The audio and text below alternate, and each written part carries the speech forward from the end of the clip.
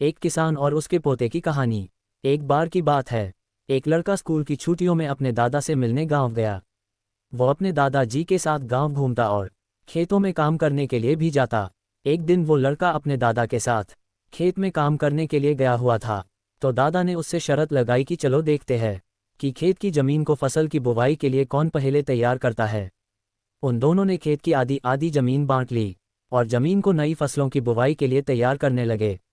वो दोनों मिट्टी को खोदकर उसे पलट उसकी गांठों को तोड़ रहे थे ताकि वो फसल की बुवाई के लिए तैयार हो जाए। दादाजी, जिनकी उम्र 65 साल की थी, वो बिना रुके और बिना किसी शिकायत के अपना काम कर रहे थे। लेकिन वो लड़का, जिसकी उम्र 17 साल थी, वो अपने काम में बहुत शिकायत कर रहा था। वो बार बार रुककर आराम कर रहा था और कह रहा था कि कितना मुश्किल काम है। लेकिन उसके दादाजी बिना रुके और बिना थके काम कर रहे थे।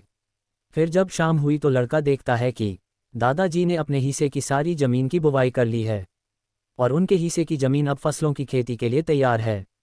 लेकिन उसके हिस्से की जमीन में अभी आधी जमीन का भी काम पूरा नहीं हुआ था। वो लड़का बहुत हैरान होता है कि दादाजी ने इस उम्र में भी उससे ज़्यादा काम कैसे कर लिया।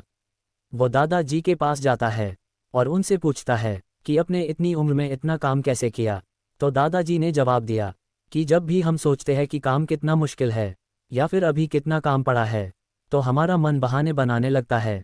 इन सभी बातों के बारे में सोचना ही हमारे काम को और ज़्यादा मुश्किल बना देता है। इसलिए समझदारी इसमें ही है कि हमें अपने तय किए हुए काम के बारे में ज़्यादा सोचना नहीं चाहिए और उस काम को करते रहना चाहिए।